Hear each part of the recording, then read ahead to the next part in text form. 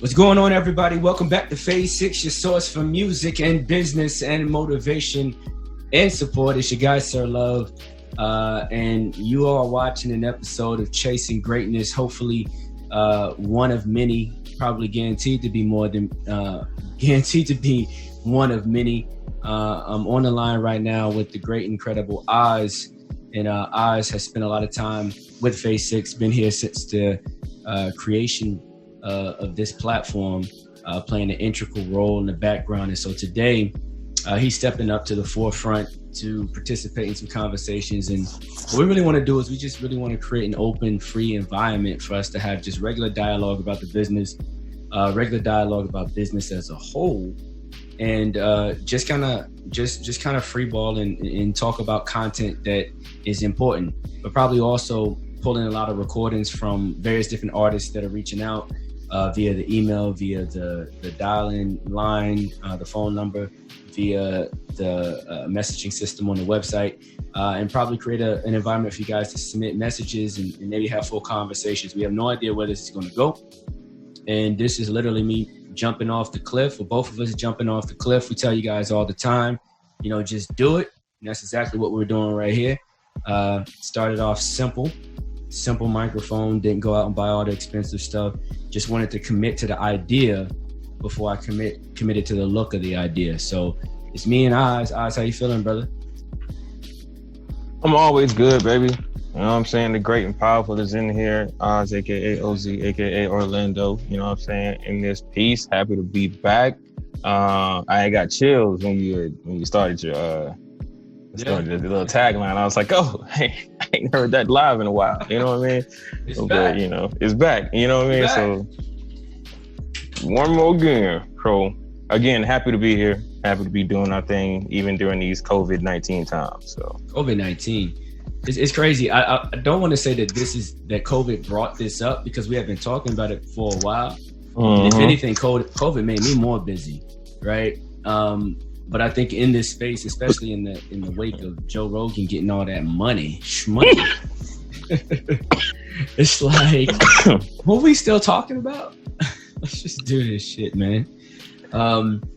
Plus, it's been a demand for it, man. I actually, crazy story. So just yesterday, someone reached out to me on the phone number, right? They sent me a message, and mind you, I'm backed up. So anyone that sent me messages, I ain't got back to you. Apologize about that. It's going to take some time. There's a lot of messages in there. But a cat reached out to me, and it just so happened to pop up while I was texting. And so I started replying back and forth, and like it's crazy the type of energy that's still out there for the movement right now. Young Cat was starting a management group, working with some artists, some rock artists out of Canada. We just had a whole long conversation about what's required to really get off the ground. He was asking a lot of really good questions. I really appreciate when people ask good questions. When the guy was asking, a lot of solid questions about, what do you do from a financial standpoint when it comes to investing in merch and different things of that nature. And I feel like we really got the conversation set the right way, because a lot of young cats that are trying to be managers didn't really recognize the importance of the financial factor. Like, I keep hearing people say, yeah, I'm gonna do this, I'm gonna do that, I'm gonna do that. And I say, okay, so what's your plan? They say, oh yeah, my plan, we're gonna do Instagram, we're gonna shoot a video, we're gonna do this. I say, yeah, all that costs money. What's your plan to make money? Word. And like, I could tell he was stuck, almost like, oh, wow. My guy didn't even think about it, right? And we went back and forth and had a conversation, gave him a whole bunch of ideas and ways to integrate, financial activities into the creative activities that they're doing.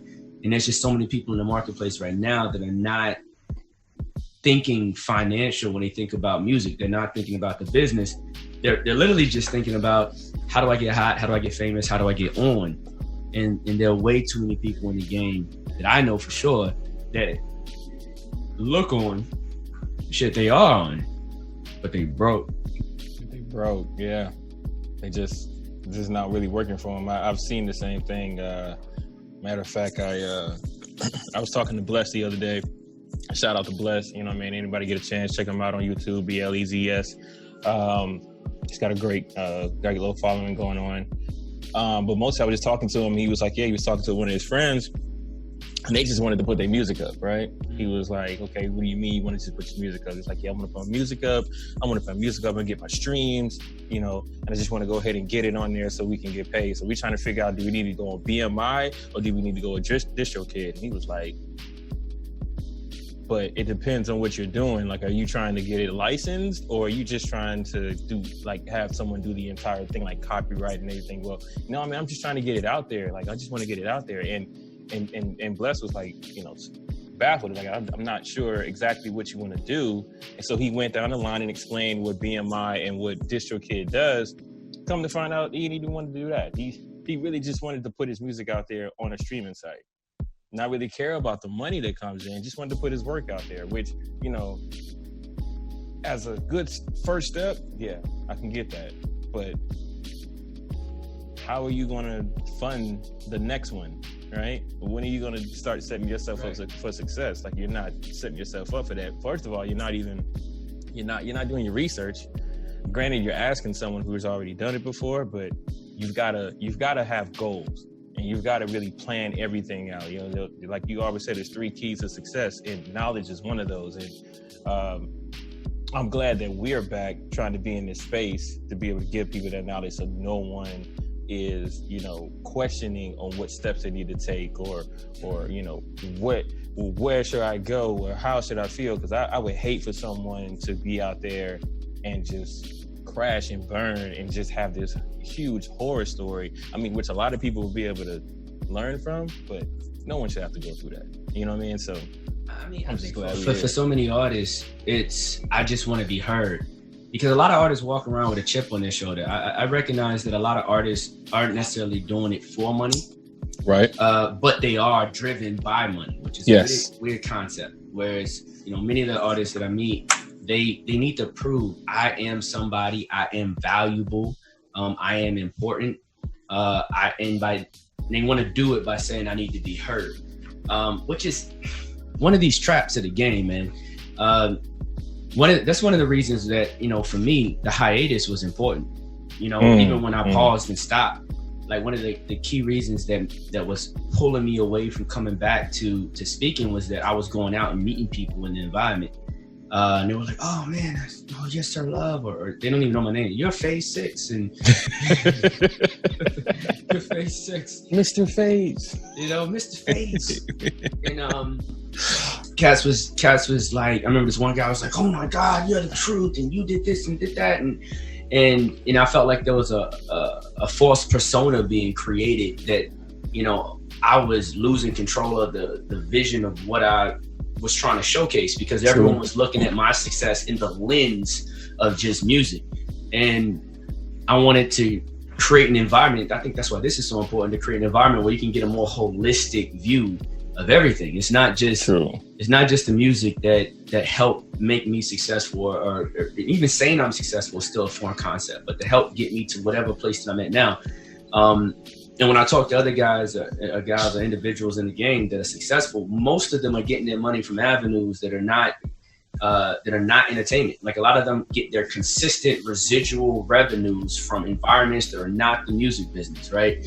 There's so many people that are pulling up in nice whips, but that whip was purchased by real estate, right? It had nothing to do with entertainment, right? There's a whole lot of that. And like, they're putting on and flexing like, yeah, I got this from whatever, and that's really not the case, which then leads a lot of kids to think, oh, that's what I should be doing. That's not really the cause. Like, for me, just today, we just got the Eagle just landed today on a theme show that we just did. Nice. Theme song that we just did. Today, finished chasing down that bag. And I've been going back and negotiating that for a while, but like, I'm actively doing, music deals. At the same time, I'm actively involved in tech. I just got back from a world tour. And when I did the world tour, everybody was reaching out to me like, oh, who you on tour with? You must be doing shows, this, that, and the third. But like, no, I was on a tech tour. I was in 4 different countries in like 4 weeks, doing seminars and training in tech, right? And then coming back and while I was out there, I was doing, consultative projects for a version of tech and music, where I was working with a music company that does festivals and things of that nature, and they're creating headphone products, and they're a legal attorney company and all these different things. Like there's so many different weaves and webs in this pathway, and I felt like Phase 6 was becoming so music, not enough general business where people can understand how does all this shit tie together. So not to cut you off, like so since you're you're touching on this subject, like why don't you tell everyone, like, where were you? Like, what happened? Like, why did everything slow down? Why did everything stop? Where was I in what phrase? So you said that your hustles, right? You were making other hustles and making other moves or whatever. You mentioned that. Like, I was just saying, like, what else were you doing in that time frame? Like, people want to know, like, where were you?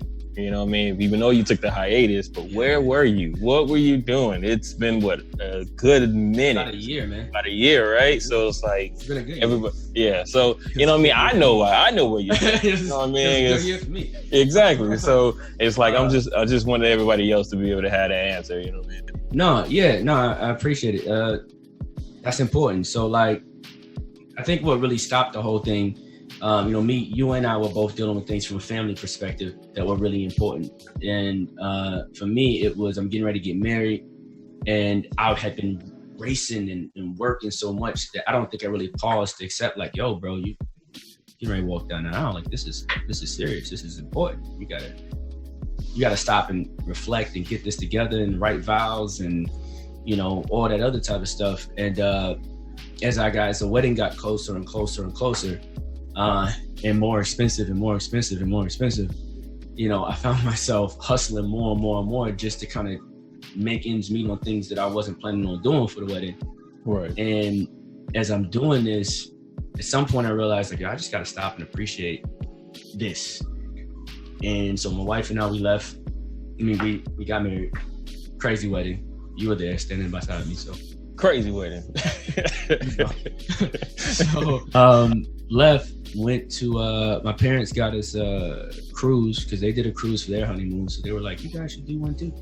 And so they got us cruise tickets. And it was interesting because in that time frame, I stopped everything. I stopped all my business endeavors. I stopped Phase 6. I stopped everything that I was doing. I just said, pause. I need to pay attention to this moment in my life right now. Because I'm not going to get it back, and I'm spending all this damn money. I'm not going to get it back.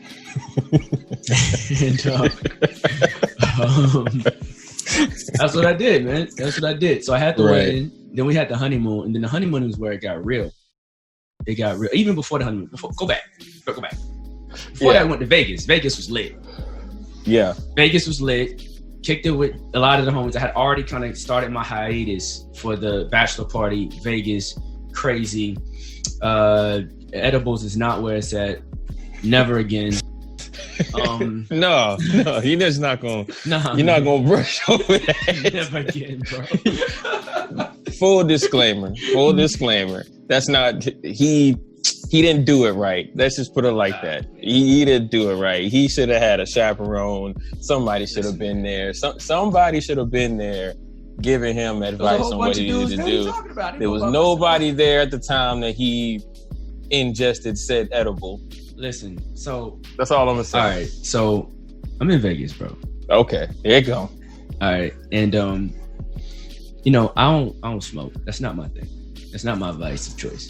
And I'm out in Vegas. It's legal, and everyone's like, "Yeah, man." Everyone, the whole crew smokes. I'm the only one in the crew that don't smoke, right? Facts. And while we out there, everyone trying to smoke. I'm like, bro, that's not my thing. There's no way. That's not it, right? So I was like, man, you just get the liquid. Get the liquid shit. I was like, all right, cool. I'm gonna rock with the liquid. And the liquid says, it's just a little jar, whatever. It says, take it, just a cap, and there's a line on the cap, like cough syrup or something like that. And I take the little cap, and I'm like, all right, cool. 30 minutes later, nothing. I take another cap. 15 minutes later, nothing. Take another little cap. Bro, we in the car, mind you, this story's crazy because we I even end up at the edible shop because we went to a party, and at the party they stopped letting people in, and I ran into these two cats that I had met earlier, and they pimps, right? It's two pimps, right? And they're like, "Yo, why don't you ride out with us?" And I'm like, "We like bet," because we had kicked it earlier. And so they, we hopped in their whips. They on some old flashy ish. They weaving all through the city, all crazy. You know what I'm saying? They pull up at the edible spot, get the edible spot. So we back in the whip with them. No water in the desert. This is Vegas. I'm thirsty as a motherfucker. So it goes from me taking a couple caps to like, nigga, I'm thirsty. This shit tastes like Gatorade. I'm in the car with the bottle. Bro, I was in the middle of a party. Music's going on, Vegas. Everything's all turned in there, all that type of shit. And like in the middle of like, that shit hit me like, and it was,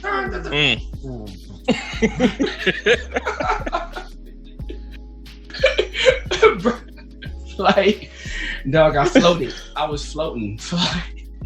Oh my gosh. My day was over. I lost the whole day. I couldn't sleep. I couldn't walk. I couldn't move. I couldn't do nothing. I lost the whole day. Like, didn't come till we in the strip club that night at like 3 a.m. I'm like, I think I might be back. Mind you, I took this at like 12. Yeah. Not for me, bro. All I'm saying is somebody should have been there, because that's not all entirely what was told to me. Granted, I didn't go. I didn't get a chance to make it. Mm-hmm. And you see, it's your fault. If you was there, it wouldn't have happened. See? If I was there, it probably wouldn't have happened. But ladies and gentlemen, he was in a car. They was in two different cars, right? He was in a car with somebody else. I was. That never smoked. Didn't have nothing to do with this, right? Right. And he was taking these capsules by himself. I was. Without adult supervision. That's all I'm saying. First time around, somebody's got to be with you, because you don't take any of the oils back to back. I don't care if it's inside of an edible. I don't care if you don't. It's a body high. It takes a while to engage. Yeah, and it takes a while to come out of your system. And I was let me tell you what hurt me the most, man. I was high, and I was like, yo, take me to where they bet on the games. They're like, what? I'm like, yo, I'm trying to bet on the games. They're like, why? I'm like, yo, the Warriors about to lose today. I'm telling you, the Warriors about to lose. And I was like, yo, I'm trying to. And they took me to the area, but I was so high.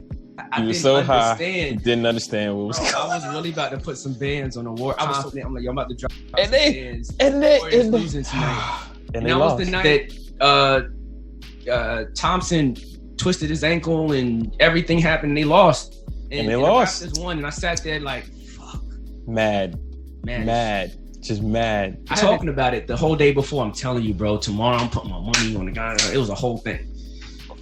Yeah, man. Anyway, fast forward. So I had this great weekend. The bounce back from that day, the next day is a whole nother story that will go in history, and I'll keep to myself forever. But it was a great time. Yeah, great time.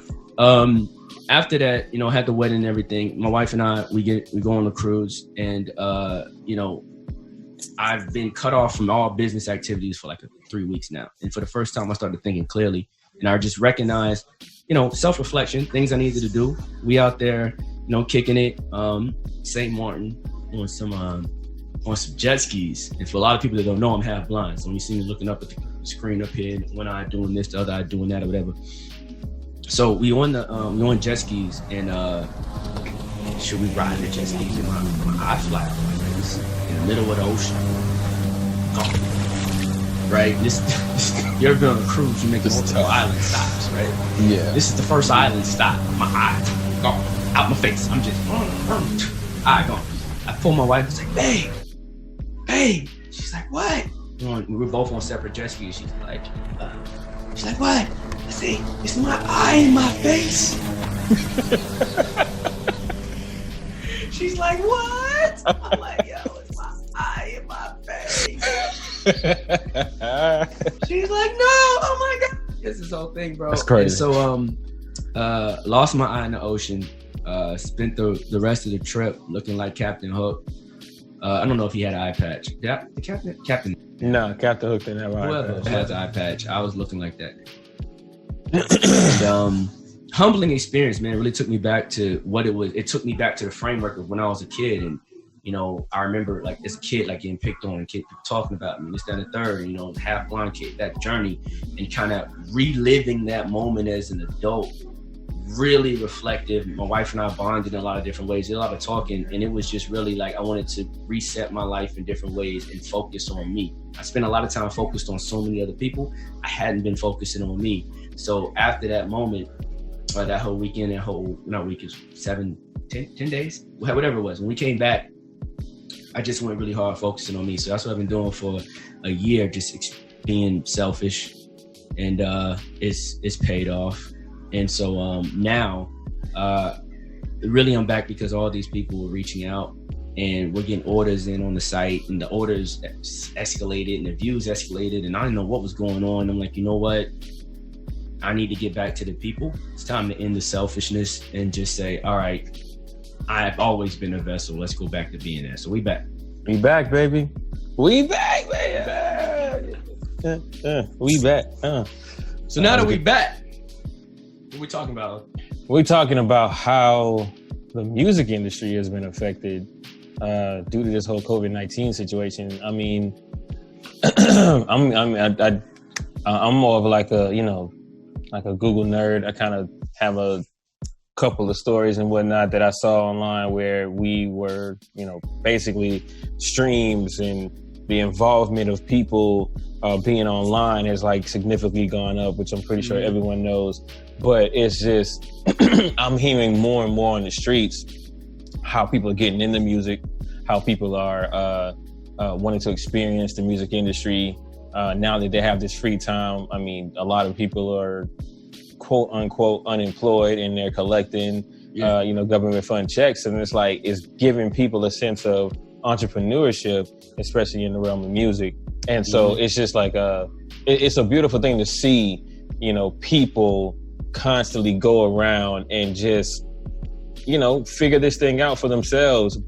But I'm also looking at like the mistakes that people are making, not setting themselves up for success. I mean, sometimes some people are not even doing the basics right now, such as, you know, making sure that they have a clean record, you know, making it sound good. And like I said, this is just what I'm hearing, you know, in the area that I'm in. I mean, being in Atlanta, Georgia, I hear a lot of music coming through, and it's just like, what are y'all doing? Like, y'all know y'all have to do better. And everyone knows they got to do better, or not everyone. A lot of people know they have to do better, but they don't know how. And the ones who don't know they have to do better are the ones that are making the most music. And it's beautiful, man. It's beautiful. The music is great to hear. I mean, so many different sounds, but it's just no guidance. And, you know, and I lend a helping hand whenever I can, man. But people are still just like lost in that realm. So I'm just happy that we are stepping back into this realm again, to give people a direction, a real plan. Like, everyone's just, you know, getting their feet with it. I mean, when I look at what COVID's done, so COVID's done, obviously shook the world, right? And the effect that I see it having on entertainment, when newcomers in the game, it can be inspiring, right? Because the playing field is level. I don't think a lot of people recognize the value of that. So the artist that had, you know, a $20,000 budget for their video now has to shoot the same video with their iPhone in the bedroom that you got to shoot, right? And it leveled the playing field. It made the viewing audience more accepting of lesser quality. They want to focus on the creativity versus the visual stimulation, right? Which gives a lot of independent artists the opportunity to really get out here and do something amazing. You can keep attention longer because there's less distractions, right? So you can really get, you know, have an impact with your music. But what I'm seeing, even a artist that a friend of mine is managing, and she asked me to come in and do some consulting with, you know, they're so focused on perfection that they're not putting out the product. And by the time they get the product out, COVID's going to be over, and it's no longer going to be acceptable to release content at that quality level, or as acceptable, especially for the level of the artist. I mean, this artist is working with a multi-platinum producer and all, you know, all the works, whatever. And You can't move like that post-COVID. And no matter what artist or what team you're working with or whatever, budget constraints are always a thing. Like so many cats out here that you see, as we said earlier, look like they're stunting. They're really not. You see them on stages, backstage with this person, on stage with this person, in the club popping bottles, blah, blah, blah, blah, blah, blah. Wow. But the real story for all these artists is they're broken. They got a hit song on the radio, but they broke and trying to figure it out. Wow. And so this leveled the playing field. So people like that were scared to showcase their records, to do a visual, I think they're losing. And then you have new artists that don't know what they're doing, as you mentioned. Right. They're just like bumping it. We're just gonna do something, and it's hitting, it's sticking, you know. And I just think that's the space that we're in. Unfortunately, there's always going to be a deficit in artists recognizing the business, just because artists are creative people. This is true. I just don't think you make an album by saying, how does publishing work? I think you just go in the studio and say, man, I got some shit. And just go make an album. You just go do it. Just go do it. No, that's right. That's facts. Yeah, no, that's real. It is. It is. It's just, you know, I don't know. I mean, I just feel for people, you know, but I know that everybody's doing the best that they possibly can in this world, and it's great how they're doing it. So I'm just hoping that things are really starting to make a change. I mean, audio in general has really seen a rise during this time. Crazy. I mean, podcasts are back. Radio is back. Like the theater of the mind. You know what I mean? That whole concept is coming back. And like you had mentioned earlier, I mean, Joe Rogan, just $100 mil. But the brothers are putting in work, though. Deal, man. Yeah. He probably got some percentage for every person that signs up, you know, per whatever, right? You know, during this period. And the biggest thing is Spotify's value went up 13%, 17%, something like that. Yep. Right? Which means if you look at the value of the company and you add that percentage to them, Spotify, the organization, you know, from an accounting perspective, made $5 billion by giving him that money. When you do the math. When you sit down and do the math and say, okay, the organization is already valued at X amount.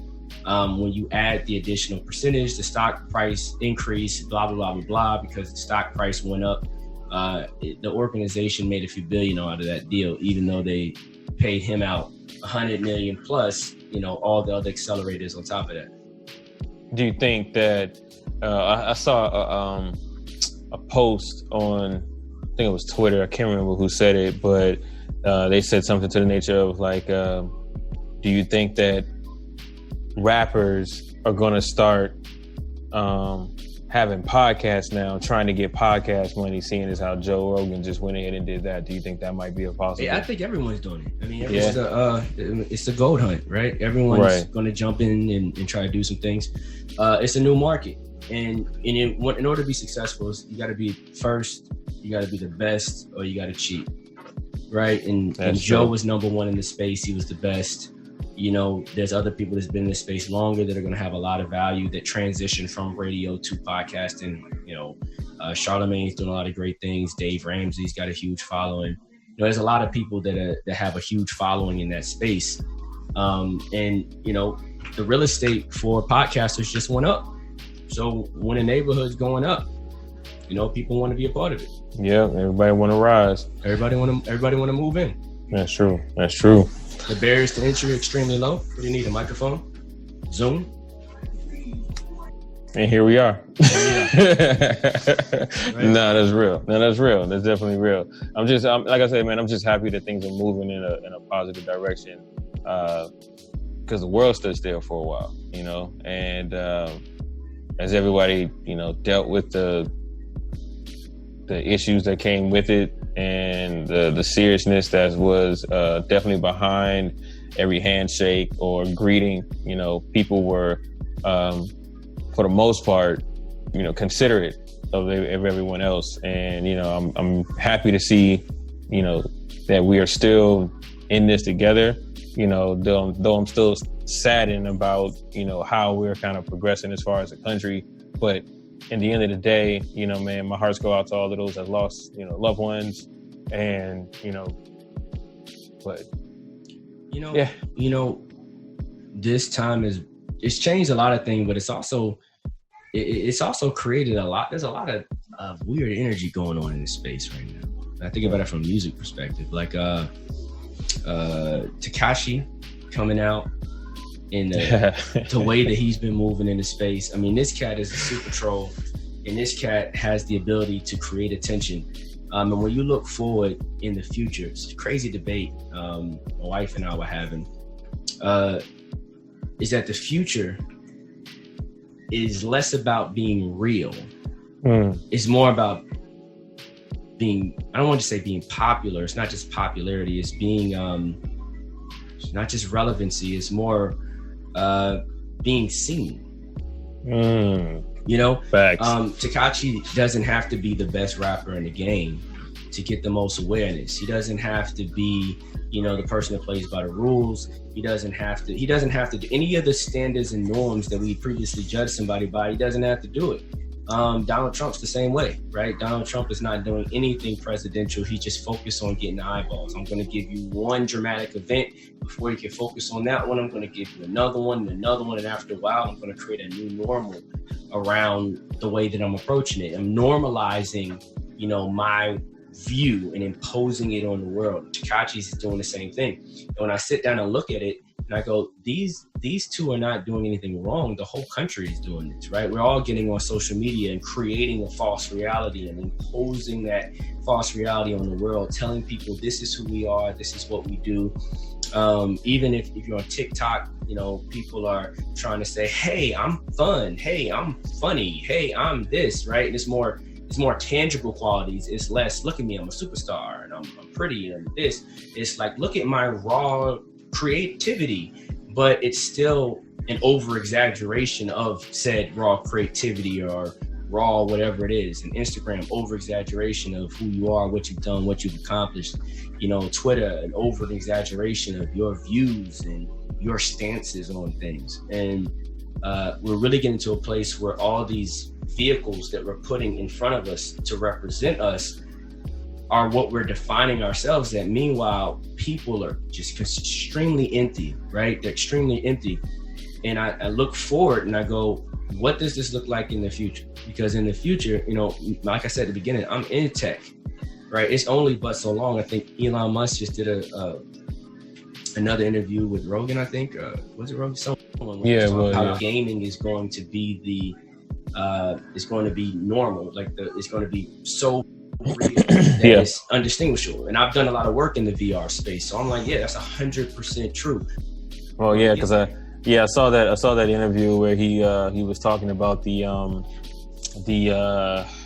there was I think Unreal Engine did this, and they had a scene in the I guess it was in the forest, and it looked so real. Like you swore it was real, but it was just no. It was all computerized, and I think we are going to move in that space. But getting back to what you were talking about with Tekashi, do you believe that somebody is going to check him? You know, just to be like, hey, I know you're out, you're free, you're doing what you're doing, but do you think someone is going to pull him to the side one more time and be like, hey, you might want to chill out the way you're doing it? That's already happened. They can't stop that. I think at this point, if it's street code, you got to do what you got to do. Someone got to knock them off. But I think this is a challenge to the street code. Me personally, I'm not a fan of the street code. You know, just being straightforward and being honest, right? Right. As a person that had to experience so many things associated with it, I think there's just a better way that we can conduct ourselves and get money and grow and live together. But you know, according to the codes, you know, he was supposed to have gotten dealt with a long time ago. This is true. Right. Yeah. And the fact that that's not happening is probably a symbol of something. It's a symbol of change. Or is money more important than the values, right? Because this dude is an earner for a lot of people still, regardless. Are these organizations as aggressive and violent as they say they are, right? It's one thing to be violent in the darkness. It's another thing to be violent in the light. You know, this dude has the light on, So when you do something to touch this man, it's kamikaze. Like you know you're going down. You're going down, right? Are you bred like that? Are you? You talk that, but are you bred like that? I think it's really challenging a lot of concepts. And if anything, he's making it acceptable to snitch. Like, I don't agree with the concept, but then at the same time, as a people, I think that's a conversation that we should have, right? Like, is it okay to do that? Yeah. Would there be as much crime in the neighborhood if we, talked about the crime in the neighborhood?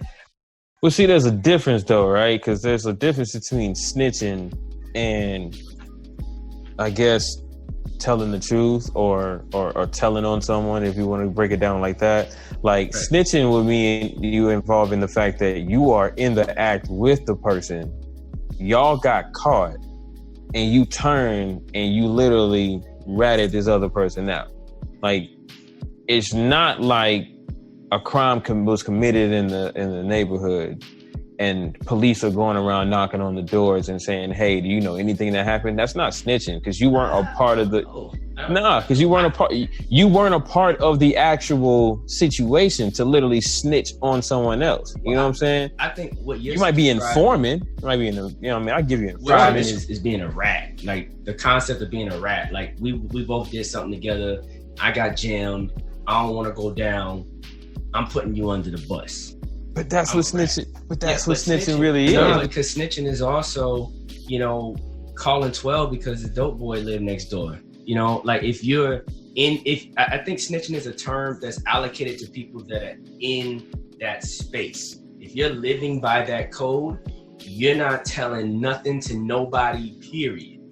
But right? You're not. But that's what I'm saying. But that's what I'm trying to say. How do you know? Just because you're living adjacent to someone who's in that space does not necessarily mean that you're in that space. No, if grandma calls the cops on the trap house next door, then that's just what it is, right? That's not snitching. That's not snitching, right? That's what I'm talking about, though.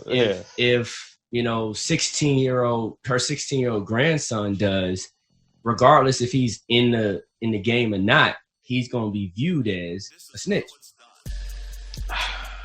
It's the truth. It's unfortunate, but it's the truth. I mean, I get that. I mean, that's the viewing of it, but people view things, wrong all the time. You know what I mean? I'm just saying, like, when it comes, this is an environment where wrong can get you can lose your life. Yeah, that is right? True too. Yeah. So it's like, I think that, and then I don't necessarily agree with calling the cops, because you see how that goes, right? Well, yeah. that they're going to come into the neighborhood, escalate the problem. Somebody's going to get shot for no reason. Now, it's not going to happen every time, but it's likely. It's like the stuff that we see on TV is, people think that, oh, those are the minority. No, those are majority from this perspective. Like, that stuff happens regular. That's the reason why people don't call the cops. But outside that, I digress. That's a whole nother pathway. I just feel like he's coming into the game, disrupting it in such a way that it's putting a lot of eyeballs on him, and it's allowing him to increase his market value, to increase his streams, increase his plays, to increase his viability, to increase his awareness. Which, at the end of the day, when you look at music and you look at the business, it's all about conversions. How can I convert? Whatever, like, every artist has a conversion rate. Right? 3% of the people that listen to your music will become fans. 10% that listen to your music will become fans. Whatever. You want to get the highest conversion rate possible, right? And that comes from tapping into your audience, having high quality content, having high quality music. All the other variables and things that we use to measure quality are some of the things that help increase conversion rate, right? Other things can also be, popularity, who you're associated with, different other metrics around that, right?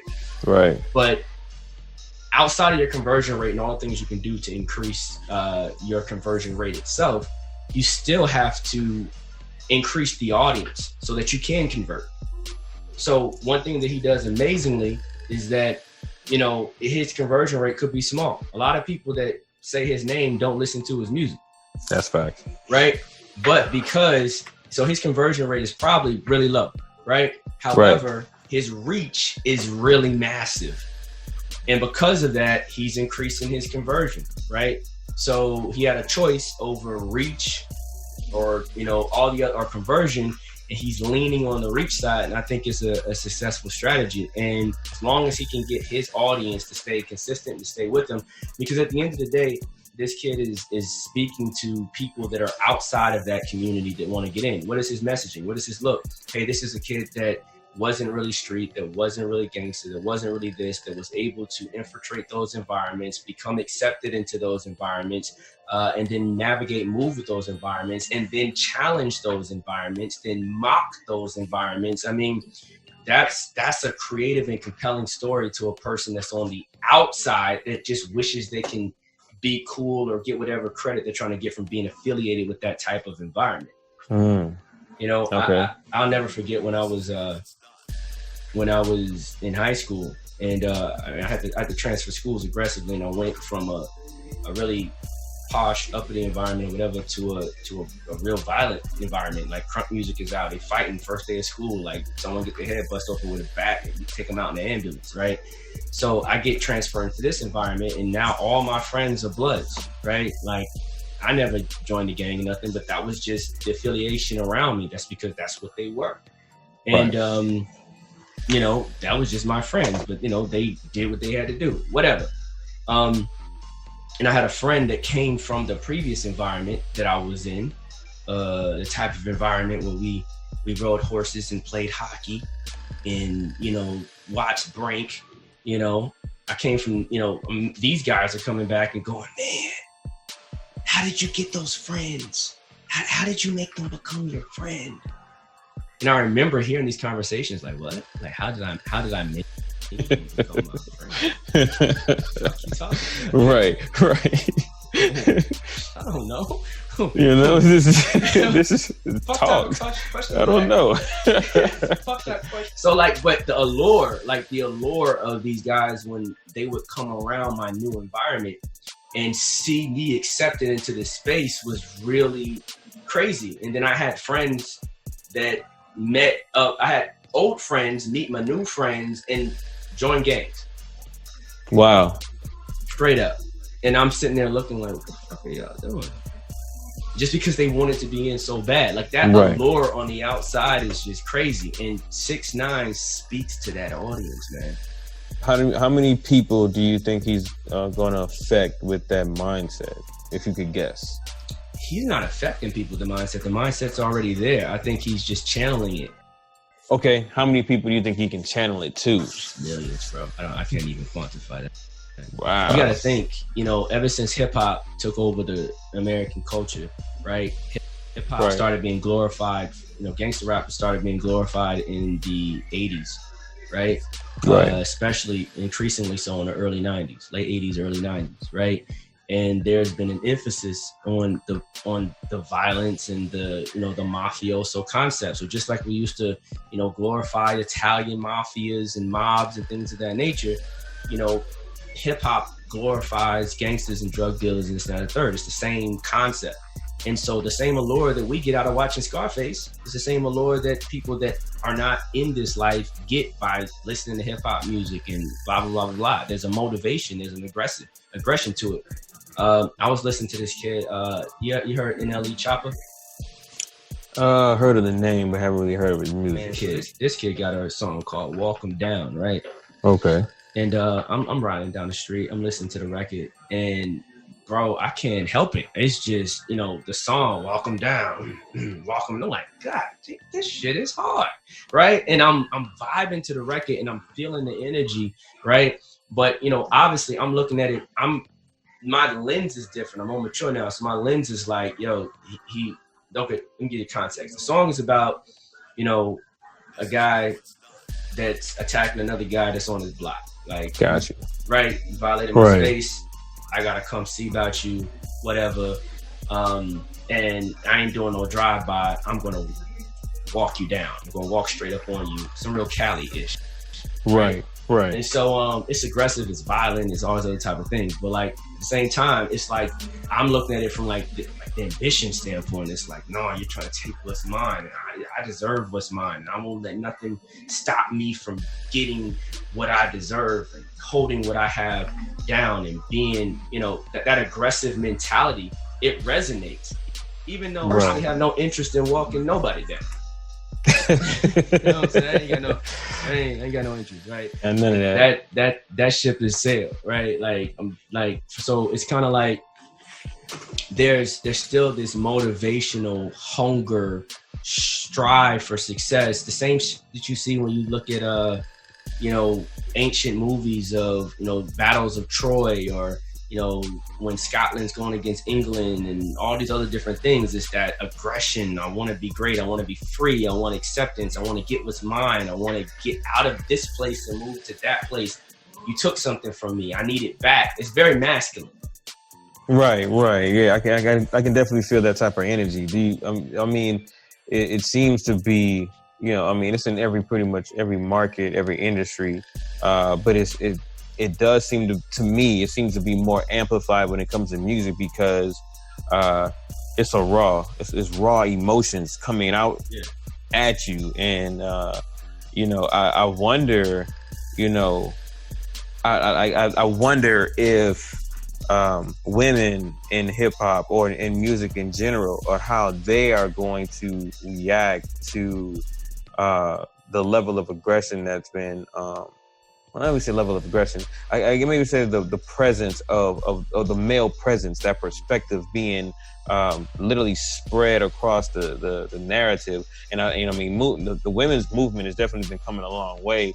But I do see a change coming in the music as well. I mean, you look at Beyonce, Megan Thee Stallion. You know, you got Cardi B. Like, everybody's moving in like a boss status, especially when it comes to the women movement. Do you believe that women will eventually take over the music industry and like soften it up? And no, not soften it up, just take over in general. Because I mean, I look at Megan Thee Stallion, right, and I can tell like she's really taking a stance. Like she's really pulling that whole I'm gonna act like a dude type situation. I'm gonna come in and I'm gonna make my standpoint I'm gonna tell you how I'm gonna take over. Right. She's the aggressor in the situation. And rightfully so. If that's who she wants to be, that is all great. You know, I just wonder how much of that is going to translate over into the business side of it. Cause I mean, for the most part, Black women are the most educated in the United States. I'm looking at a huge population of them are gonna flow into the music space. I mean, which there already is. I don't know. Do you think that they'll? No, I don't know. So first off, women are killing it right now in entertainment. You know, and outside of, you know, rap, you know, R&B, you know, pop, just everywhere. Women are super successful in entertainment right now, and I think it's refreshing. I think it's refreshing to hear different views, different perspectives. And I like the fact that we have women that are showing more perspectives. I don't think that she's going to change the whole game. I just think that right now, women are getting more exposure because streaming allows us to see their true value. True. See, historically, you know, we had to make guesstimations and estimations, and a lot of it was determined by marketing. I don't want to put too much money behind you because you're a female act and don't know how far it's going to actually go, and blah, blah, blah, blah.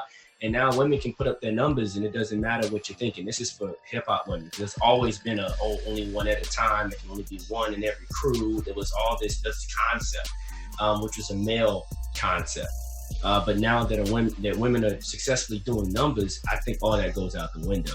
In reference to her view of her stance and how she addresses herself on the records, I think that a lot of women feel that way. I think that's why she's so successful. Like when I listen to her records, she's basically saying, like, I don't need you, you need me, you like me. Like, I met a lot of women like that in college. They were like, you know, I'm not on you, you on me. I'm hot, I can get whoever I want, right? It's not a foreign concept. I just don't think that there had been a space for a woman to come out and say that previously. And now that we have streaming, we can do it. I mean, Gangsta Boo was doing this actually previously. Oh yeah, facts. Out of Memphis, right? So with Memphis, Tennessee. But yeah. She was doing this previously. So it's this voice, this language, this stance has been out there before, but I think streaming has leveled the playing field for everybody, right? Right. And she's just a really cool, fun person. You know, we had opened up for her last year. Yeah. Last year. Yeah. Went out there, opened up for her. She's backstage, cool, you know, did her thing, rocked it out, you know, cool chick, you know, she's good, bubbly personality, this kind of third. Like when you meet her, it's nothing aggressive about her. It's just, she's just she just likes to have fun, have a good time, and she doesn't want to be bullied or bossed around by nobody. She understands her value, and that's what she speaks to. So will this transition into business? Well, it's going to depend on how many women behind the scenes are transitioning. But right now, there's a lot of women in power in the entertainment industry right now. There's quite a bit of women. So I don't know. I think the game's already changed. Game's already changed. Wow. What do you think? I think it's already changed. Where do you see? Because I remember the conversation that you and I had, you know, a couple of years ago. I think this might have been maybe 2011. And you was telling me like we're gonna get to a point where we're not gonna need CDs or jump drives. Like everything's gonna be online. Like we're just literally gonna get all of our music, all of our videos, everything online. There'll be no need to really even go in the stores anymore. And I was like, nah, I don't think we still want to go in the stores. We don't want to do this and that. And now we're like in this situation with COVID. And I'm like, yeah, he was right. You know, I mean, he was already right about the music, and now it's like it's being more prevalent. Now that we are in this space, like, where do you see the next change? Like, I know you mentioned VR and what you've seen in there, but where do you see the next change specifically with music? Where is music going to next? What do you see? I think the next really big change in music is going to be how publishing works with the blockchain. That's going to completely change everything. So publishing and royalties and all those things are moving toward the blockchain, which should make that whole process more effective, which means that artists are likely going to seek new ways to get revenue, probably chasing placements. You're going to see a lot more people entering the music business from the perspective of, I just do music for movies.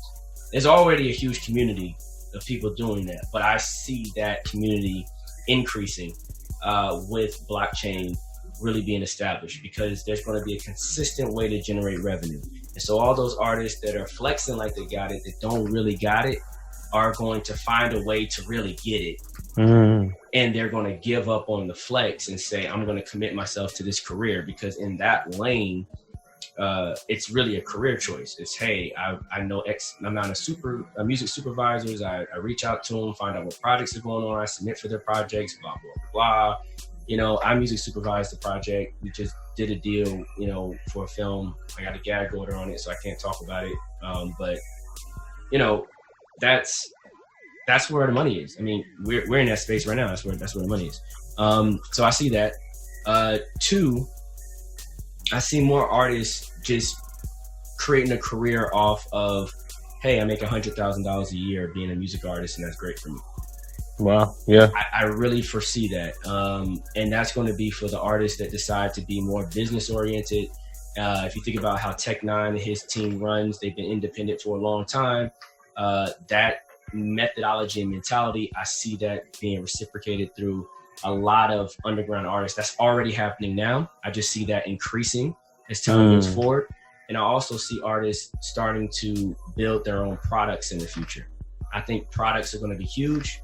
I also think sales funnels, quote me on this, I think sales funnels are going to be bigger in entertainment in the future, because entertainment is going to start using more techniques in order to generate sales for products and different things of that nature. So I definitely see that being bigger. Touring is already up. We talked about that a long time ago. That's already here. But I would sit on those type of things for right now, because streaming is indefinitely going to be where we are for a while. Another big change is going to be name recognition and focusing on the branding of titles. Because we're no longer going to be looking at an artist's library or looking at their repertoire of records. We're not going to be looking at that anymore. We're going to be looking at, or we're going to be communicating with devices that allow us to say what we want to hear. That's the future, us reaching out to these devices and saying, hey, play this song, which means singles are going to be more popular. You're going to have to know the name of the song, so the titles are going to be important. The way you structure the title in the song is going to have to be more important. The algorithms are going to be God, Facts, yeah. You're going to be pulling up your phone, looking through, the discography anymore. You're just going to say, hey, play Jay-Z. And if you want to hear a certain song, you have to know the name of the song, the album the song was on, blah, blah, blah, blah, blah, just to get the song to play. And then afterward, it's going to play another song that got nothing to do with Jay. Nothing to do with Jay. That's true. So, yeah, man, branding of individual records and individual artist names, I think that's going to become way more popular with us moving to our audio. So I like one of the points that you made, and I never thought about it that way. And when you said Tech Nine, I was like, oh man, you're right. That, artists being able to have a salary, $100,000 a year salary, that's a salary. You know what I mean? Like, do you think that they'll start to unionize if they go to that route?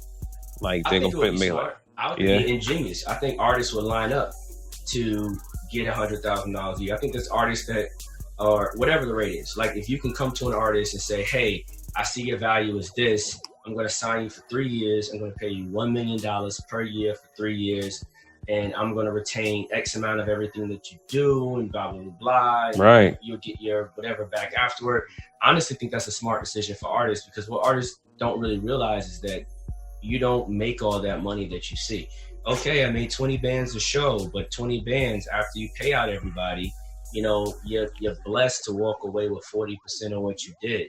And that's just Facts. How business works. I said this before in another video. If you open up a restaurant and someone pays $20 a plate, you don't keep all $20. You got to pay the waiter, you got to pay the bartender, you got to pay for your liquor license, your electricity, blah, blah, blah. Everyone got bills. So what I typically have seen in the game when I was out there on the road and working with different artists is that an artist would make 60 bands, then go blow 60 bands in the strip club the same night. Which was crazy, because you could have comped the dollars. And you didn't have to even throw your own money. You didn't throw in the strip club's money the whole night. But no, they wanted the respect of, no, this is my money, I'm throwing my money. And they got the respect, and it gave them a lot of power in a lot of ways when they came back through those circuits and through those channels and getting their records played and breaking the music. I mean, there's a system to that. But blow 60 bands when really you didn't make 60 bands, right? You made like 22 bands that night. So you just went $38,000 in debt in one night, right? And if you're doing that night after night, I mean, so it catches up. Yeah, man, it's just there's a lot that goes to that, to all of that. Yeah, and I can definitely see that, man. Like another thing you hit on was algorithms. I look at algorithms now, and I look at how YouTube's been just messing people over in their algorithms right now. I happen to check out New Rockstar's video just a couple of minutes ago, and they just put out how their YouTube streams are been messed with, and they're not really able to get the money that they're getting because the algorithms are changing. So we know if YouTube is messing with their algorithms. We already know that all the other streams are messing with theirs as well. Do you think that? Do you believe that the people, since they're listening to music more, the algorithms are going to have to kind of more bend more to the will of the user? Because I know how you just said how we're just going to get to the point where you just got to be able to say a song. So singles are going to be big, right? And it kind of, I can kind of see the idea of people just naming out songs rather than have the, you know, the playlist that is generated by the algorithm just to pop up, do you think that people will be able to have more of an effect on how these algorithms are being placed upon their lives?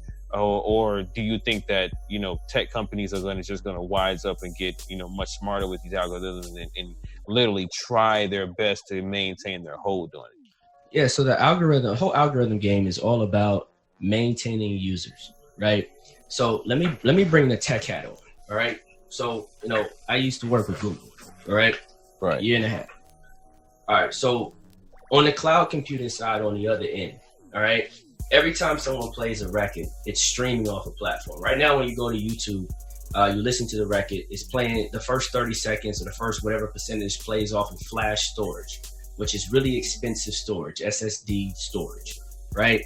The rest of the video, if you pay attention, you can go to YouTube right now, click the video, watch the bar go, whoop, and then afterward, it will slowly buffer from there. That first bit loads from flash, the rest of it loads from tape, all right?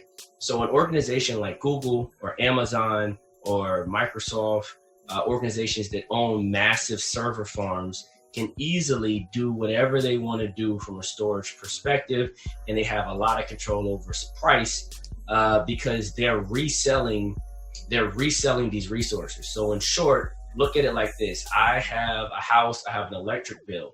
My electric bill is a bill, but I've somehow figured out a way to resell my electricity. I put solar panels on my house, I'm reselling my electricity to someone else, and now I'm making money off of what used to be a bill, right? Mm-hmm. That's what these guys are doing, right? Whereas an organization like Spotify or Tidal, right, they're paying the bill they're paying a fee for every user, every time that user streams to Google, to Amazon, to Microsoft, right? So every time you stream, for however long you stream, they're charged per gigabyte, which, you know, a song is compressed most of the time, blah, blah, it's really small, whatever. But you got millions of people streaming at the same time. They get a usage bill, just like the more you use your electricity, the more it costs. So the more users they get, the more people using their electricity, the more it costs them, all right? And in order to offset the cost, they have to have more users that are willing to pay versus free users, and they have to be able to get adequate ads to supplement the free users. The free users, right. In addition to that scenario, they have a split with the publishing companies and they have a radio-like split to whereas they're only retaining about 30% of the money that they're already gaining in the first place.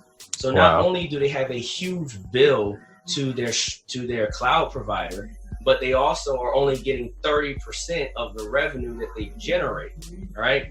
All of this adds up to a couple things. One, the more users these platforms get, the less they have to pay artists, because otherwise they can't afford to sustain, right? Two, they have to be hyper sensitive to the needs of their audience.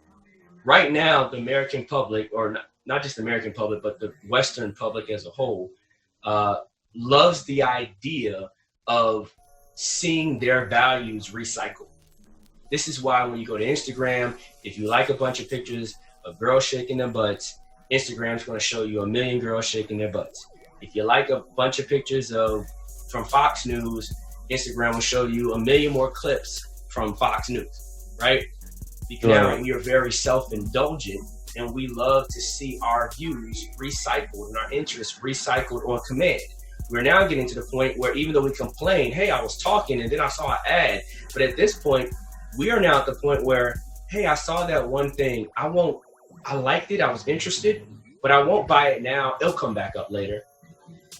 And when it doesn't come back up later, we're upset. So upset. I'm waiting for that thing to come back. I was going to buy it. Right?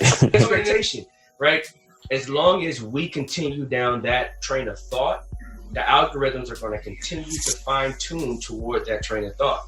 If the public shifts views and says, I'm tired of regurgitating ideas, I want to get content that's different, and I like to see opposing ideas, then maybe when you look for Fox News, now you get CNN. maybe when you look for girls shaking their butts, now you see professional women in whatever industry, right? They show you both, right? Now, there's an argument that these organizations have a responsibility to show both sides.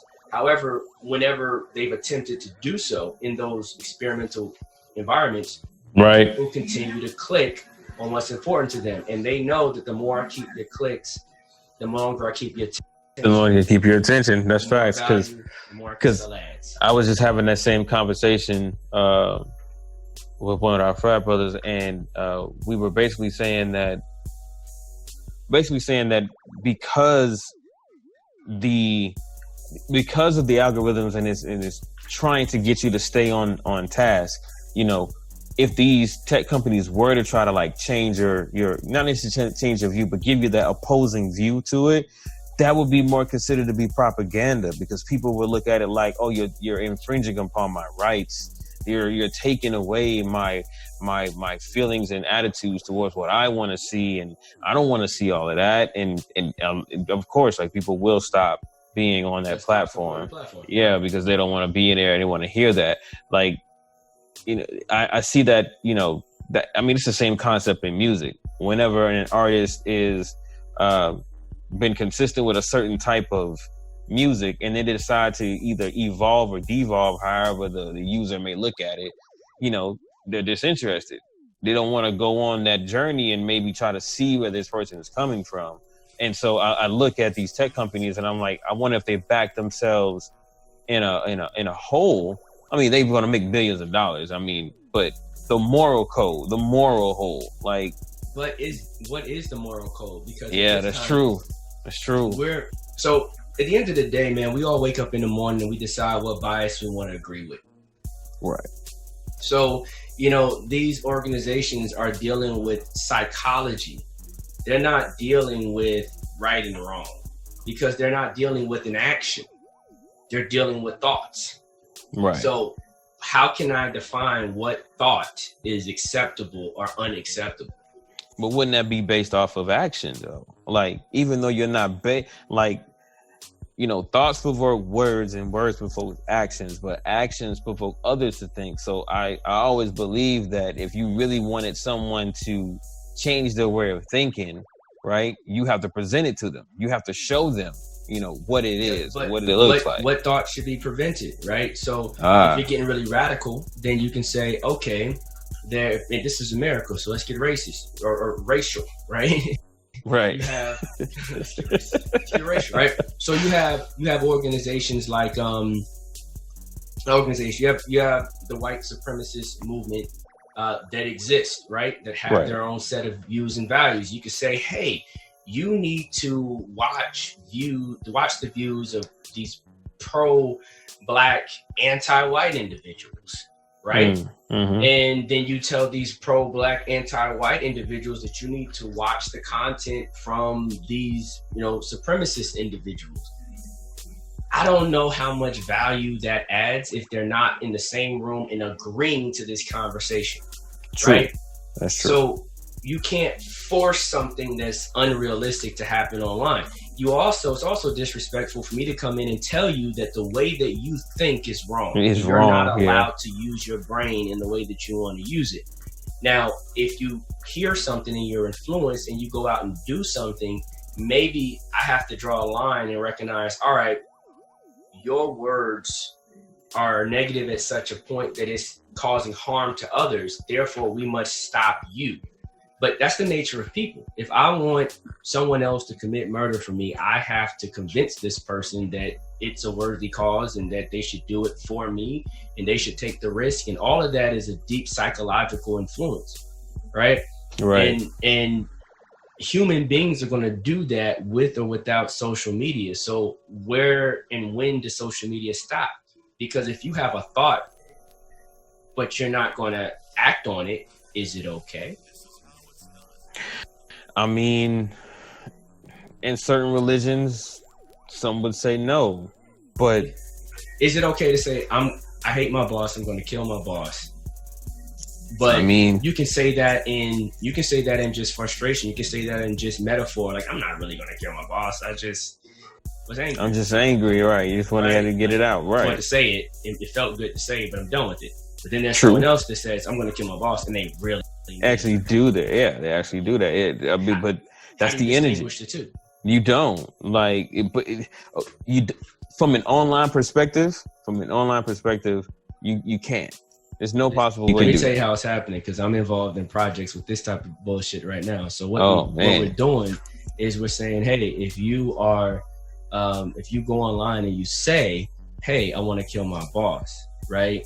The algorithm can recognize that you said that. It can trace where you work, trace the leaders there, and if it uses facial recognition across multiple cameras that are located all across the country to recognize where those individuals are. And if you come close to those individuals, the police are actually called.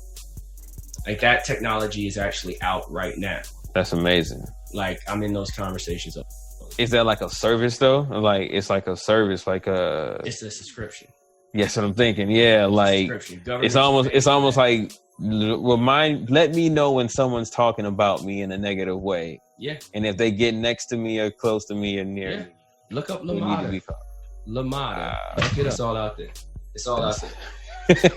there's and that's just one company. There's so many other platforms, and the governments are buying it. We're in Atlanta right now. Atlanta has more intelligent cameras than any other state in the country.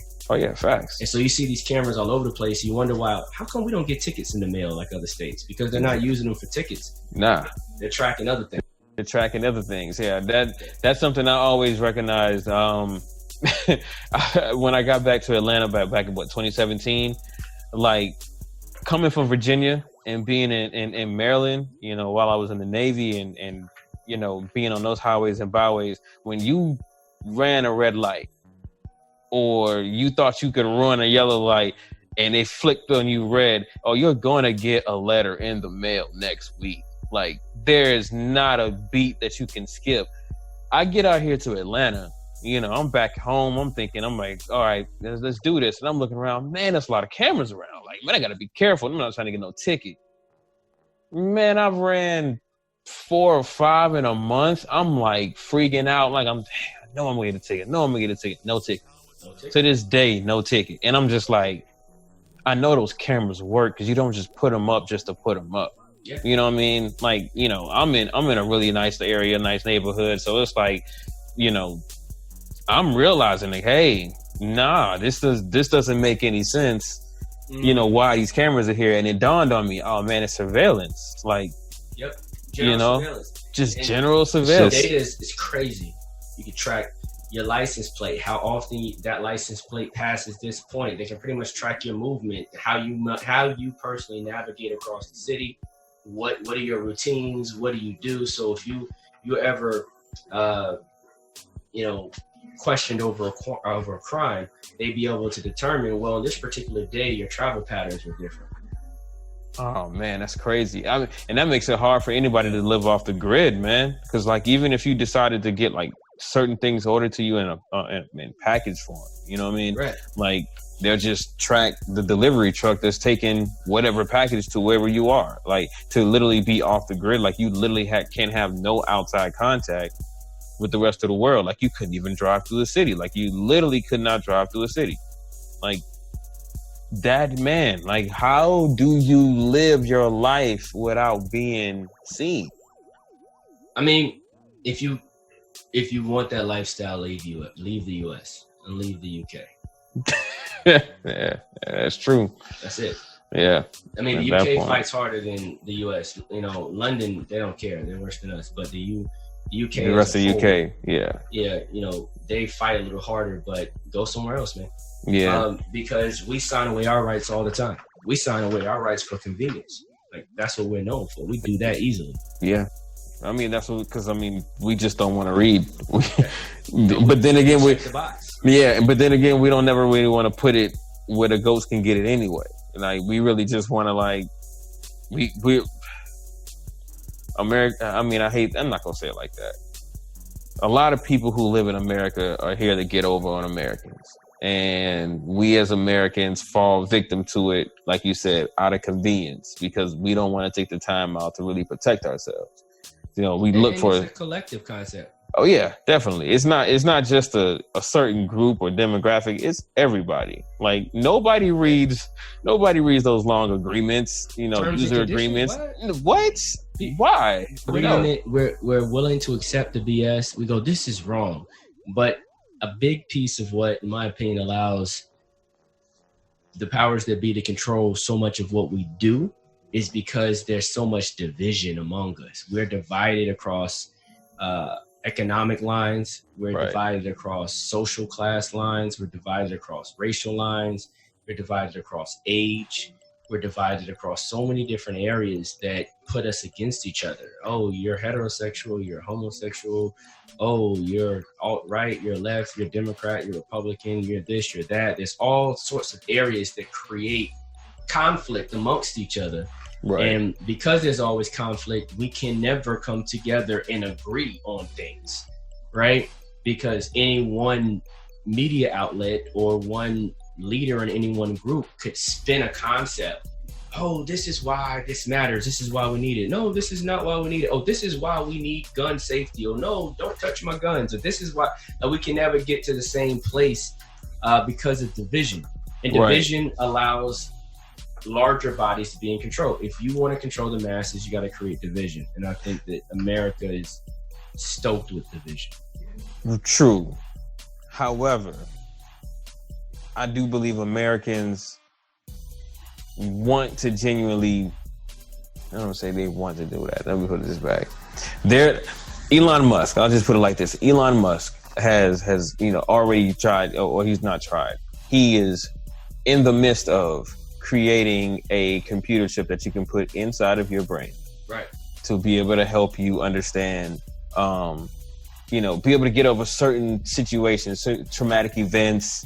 I know one of them came up was like Alzheimer's. And I mean, there's another doctor. I can't remember his name, but he's treating age like a disease, right? And he's trying to find ways with technology that is going to stop disease or at least to kill that gene so that we don't have to age, right? Okay.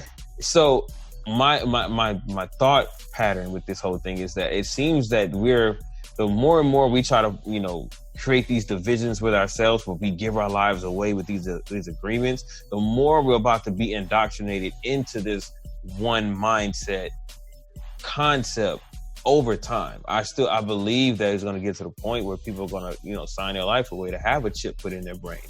You know what I mean? Because they want either the convenience, right, that it provides. We're definitely going to do it for convenience. Yeah. That's the reason. But we're going to disguise it as something else, though.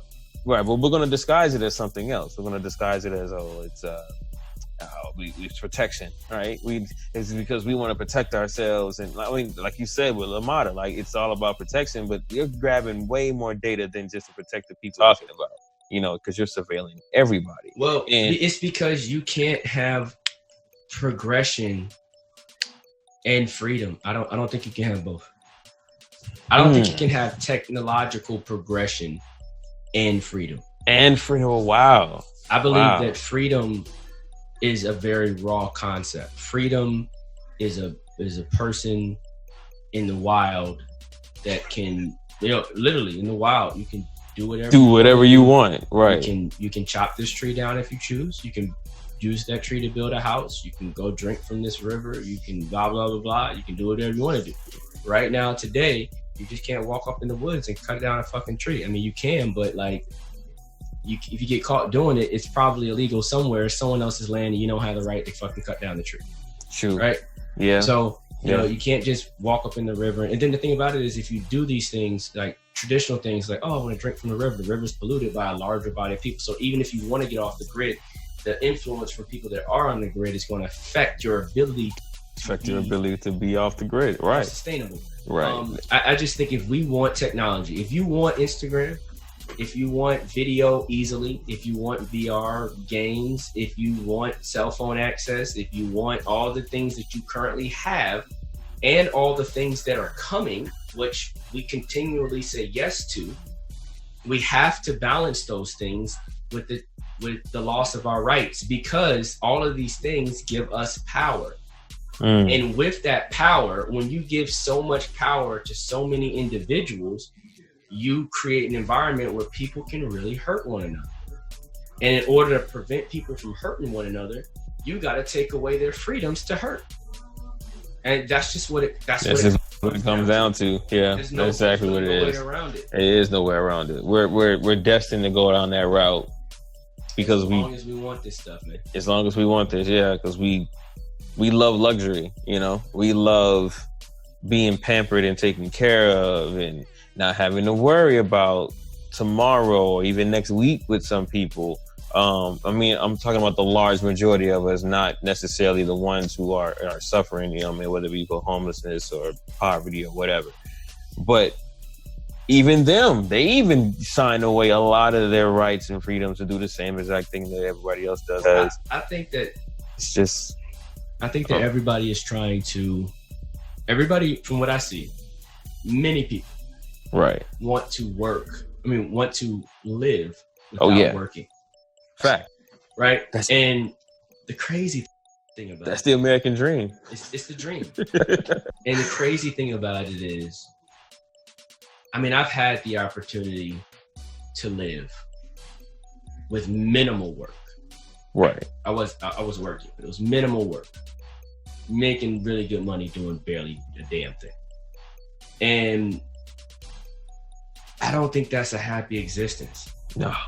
It's just, you want to do something, you want to accomplish something. The desire to achieve is really important, but when you don't have, it's really hard to understand that.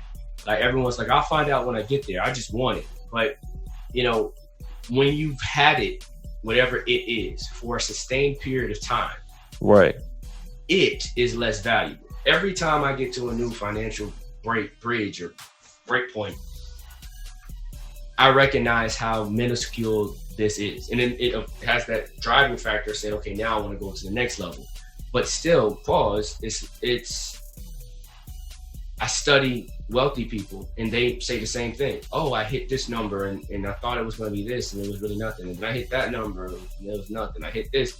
And then at the same time, you know, what they're feeling, some type of joy is from achieving. I accomplished something through career, through business development, whatever. Then there are a lot of trust fund kids. I got a friend in New York that hangs out with a lot of them. And everything he does is tell me about, you know, how they complain all the time and they're suicidal and they move from city to city trying to discover themselves because they were born into a lifestyle where the only thing you have to do is not F up. And you grew up your whole life never having to do anything, never seeing poverty, never seeing struggle, never being motivated.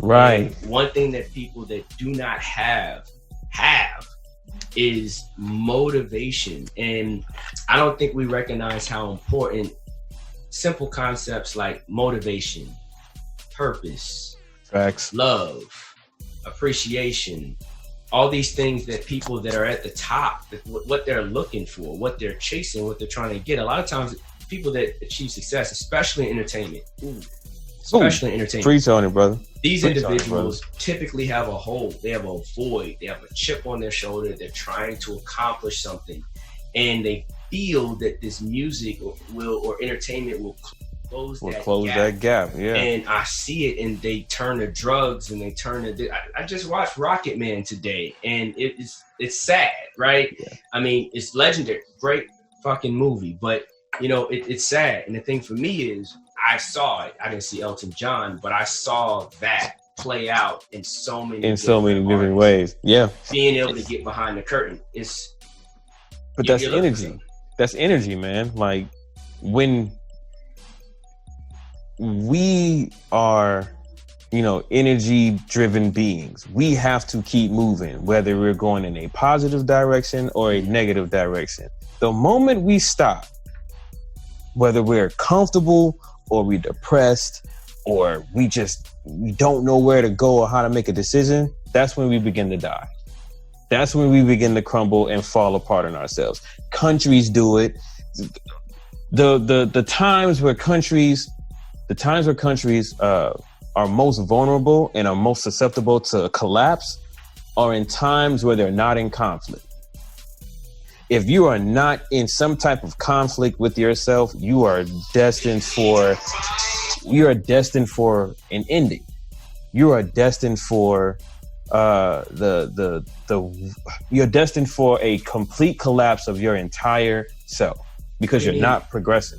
Okay, So, gotcha. you know what I'm saying? Because you're not progressing. It doesn't matter where you progress, whether you're going forward or going backwards. You just got to do so. Hold up, I gotta take this call. You might have to like pause the. Yeah, give me a second.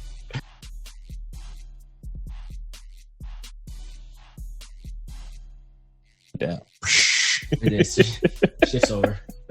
Government takeover. My bad. They said we was talking too much. You're being surveilled right now. Word. We just got hacked. Government didn't like what we were saying.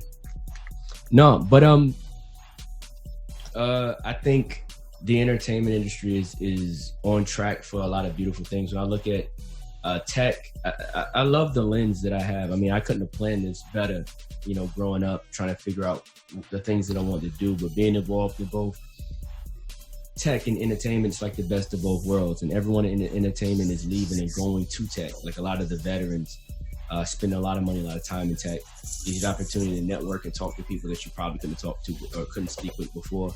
Right. You know, I think overall, you know, the music industry is on an amazing pace. And what's important for everyone that's trying to get in the game and try to understand it is just really focusing on the nuances of success. Right? Yeah, right. That's really where we are right now. And I think that what is really success? Yeah. What's really success? What does that look like to you? What do you want to accomplish? You know, we was talking about freedom and what is freedom and what is happiness and what is joy and what are you looking for? Yeah, right? yeah. The empty space. You know, when I look at artists, I don't want to see artists go into the empty space. What's also extremely disheartening for me, and I'll tell you this could be definitely a clip on its own later, but this is something that's really, really on my heart, is it hurts me to see so many people trying to get into the music industry. Why do you say that? Why does that hurt you? I want to speak to it. You mentioned, you know, will women take over the industry? And it was a thought that I had that left me and it came back. And one of my thoughts was, I don't think there will ever be the supply. The supply for women artists, I don't think will ever be as high as the supply for male artists, because women have been so successful in so many other industries. They don't need this. Okay. You know, women don't need this. And men, and especially African-American men in particular, you know, are hedging their whole life on being a rapper. Guys that could have been, you know, successful 10 times over if they applied the same amount of effort that they're applying into this business and this career. If they applied it to another industry, success would be unquantifiable in comparison.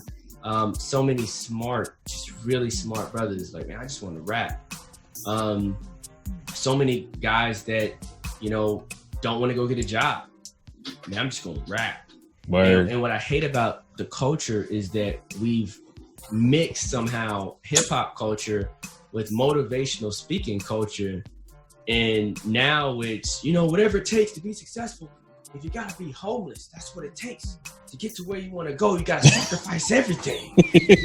You don't need women. You don't need a car. You don't need a job. Sleep on the ground if you have to. Right. You know, get out of your comfort zone. Do whatever it takes to be great. And you sound like a prosperity preacher. Because it's the same concept, bro. I just in the messages that we're telling and young men, you know, are out here really buying this and looking at all of this and going, yes, this is my key to acceptance. This is my key to success. A lot of manly man things are not important anymore. There was a time when using your hands and building shit and all this type of stuff, you know, was cool and it was valuable and all this other type of stuff. Like, you know, the rapper's more is cooler than the football player, right? Like the facts areas of aggression and all these different things, they don't matter anymore. They don't matter anymore. Men out here that are like, how do I establish myself as a man? Like, I am important. I am valuable. Rap. Don't pick on me. I'm cool. Rap. You know, it's like it stands for everything. Oh, I want to have sex. I'm still a virgin. Will you go out with me? Rap. It's like the answer to everything. It's the answer, yeah. And it's just a bucket full of poison that's leading a large generation of people down the wrong path. Because one, the revenues are not as high as they're made out to be. Yeah. Right. It's not because like you said earlier, it's not just that what's making these rappers wealthy. It's not. It's not. It's definitely not that. It's more than that, and way more. A lot of level of work required. Yes. So yes. Cats are making 20,000 a show, 60,000 a show, blah blah blah. Yes, of course, all that's real. The amount of work, I think that's another piece, is that rap comes off easy. Yeah, it does. Like, it's easy. Like, oh man, I'm just gonna rap and I'm gonna be successful. And then also on top of that, artists that become successful, they make it sound easy because it's cool to sound like you didn't try. That you didn't try to get it into it, no effort into it. It's something hey, it's bro, a regular day at the job. I just cut the mic on, you know what I'm saying? I just did what I had to do. You know what I'm saying? Shit, it just went off. Like what they said on Talladega Nights, I piss excellence. You know what I'm saying? It's like it's not overnight.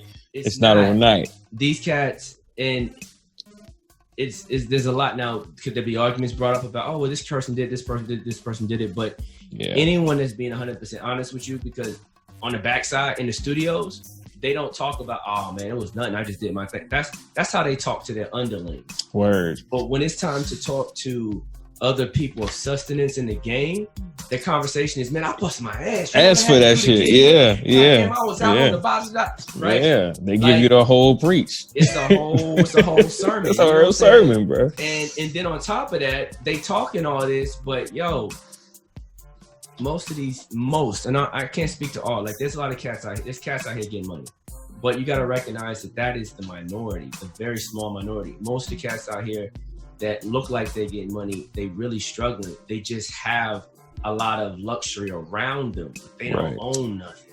Right. They don't own nothing. They don't Everything is rented or borrowed, or you just haven't paid it off. Like, you just ain't paid it off yet. You bought an $8 million home, but you paying a mortgage on it. You just bought a Bugatti, but you paying a monthly lease against it. You know what I'm saying? Everyone's paying against everything. Insane. So what's happening is cats just as in debt as the average person is. They're just as in debt. They just have bigger purchase items, right? That's for the cats that's getting money. Then you got the cats that ain't getting no money. They just look like it. Like, they wearing Louis Vuitton belts and, notice I say belts and backpacks and these things that are cheaper. Than the shirts or the shoes. Pay attention to the game. Pay attention to the game. Like, you know what I'm saying? Like, cats is buying all these different things and they going out and they stunting and they posing on. Like, I know cats that are literally homeless with over 100,000 followers, and if you follow them, boy, they look like $1 million. Wow. Homeless.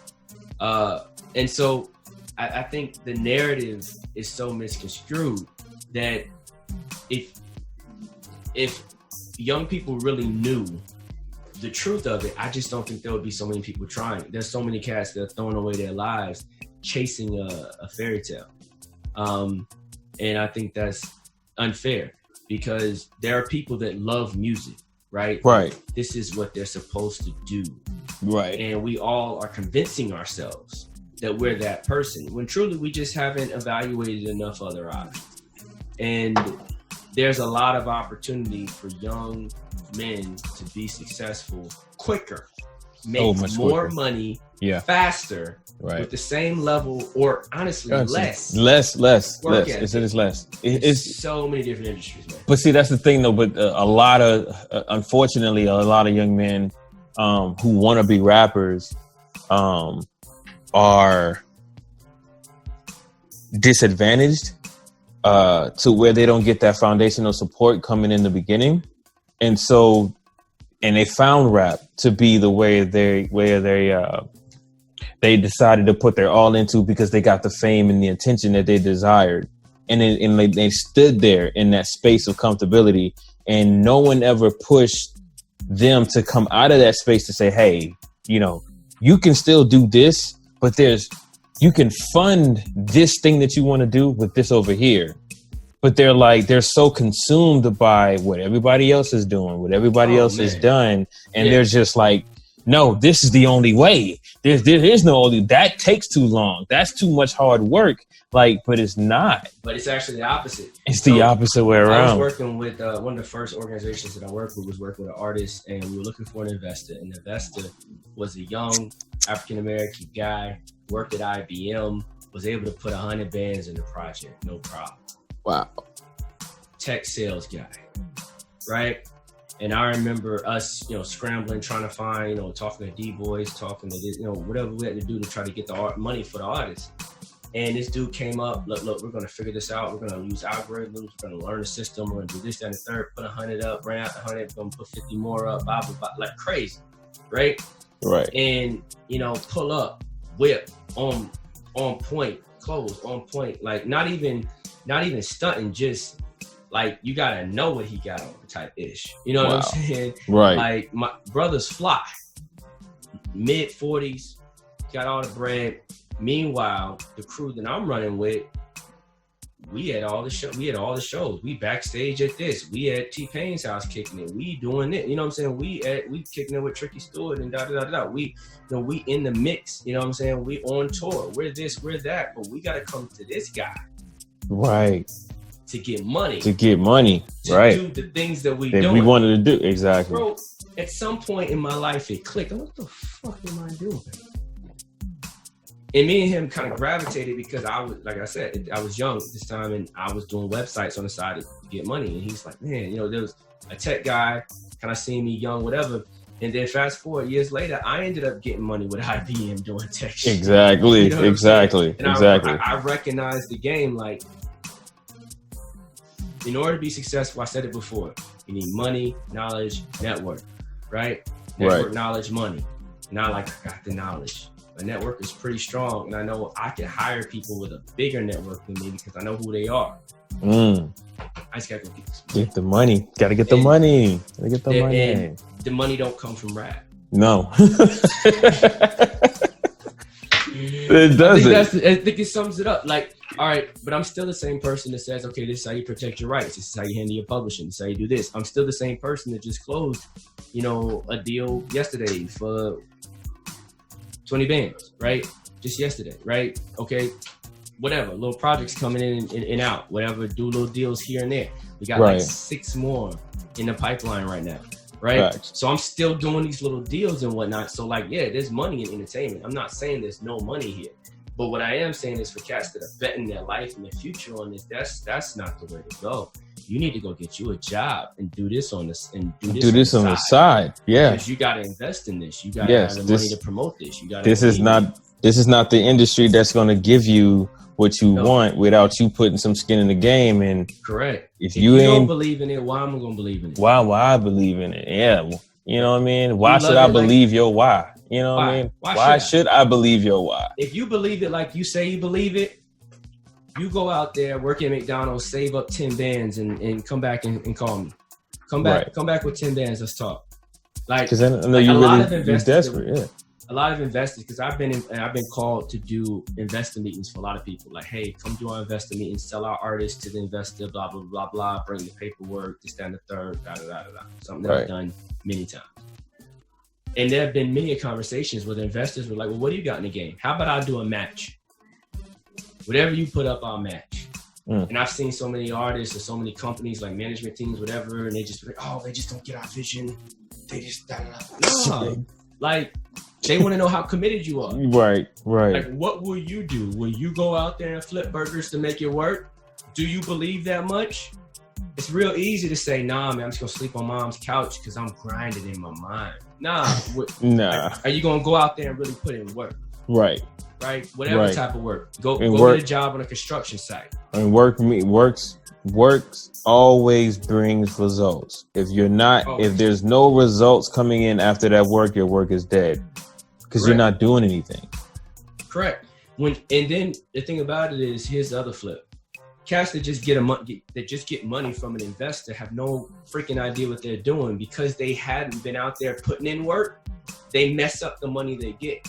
Because when you put in work and you acquire money, right, and you traded time for money, skill for money, knowledge for money, whatever it was that you traded to acquire this, obviously you're trying to move out of that exchange methodology. Yeah, right. But this is where you start if you wasn't gifted X amount of dollars as a child, right? So this is where you start. Once you do that sacrifice, you're cautious about your decisions. You go to the club, they're like, hey, $3,500, I'm gonna play your record for 40 days. I'm gonna play it every night for 40 days in this club. If it sticks, it sticks. If it does stick, you still gotta give me another 35, and from that point on, it's 35 a month. Right?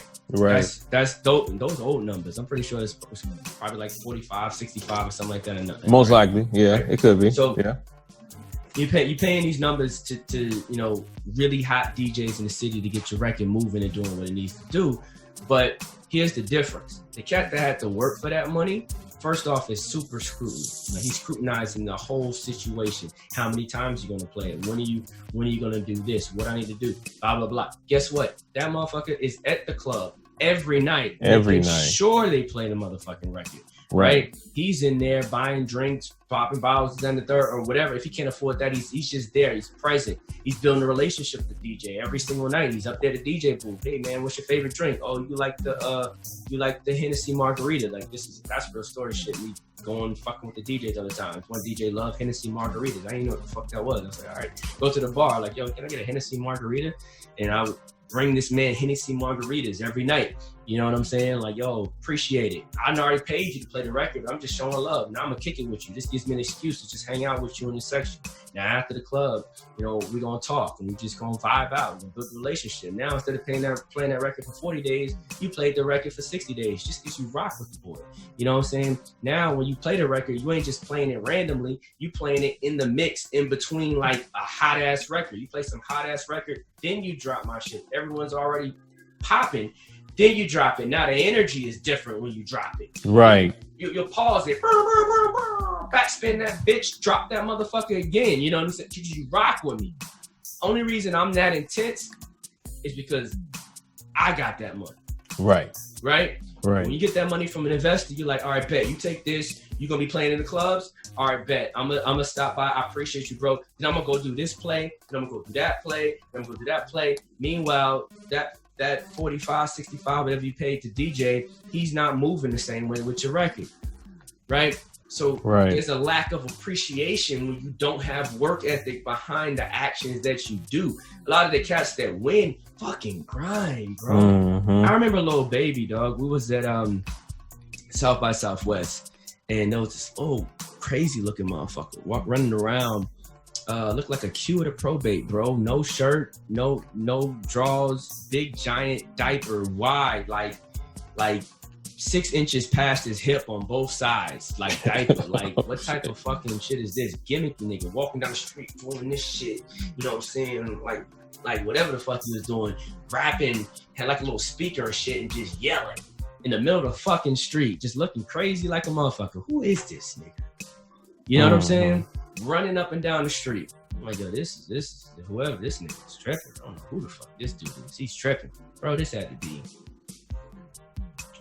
4 years ago? 4 years ago. Okay. We drove out there to Austin. Right.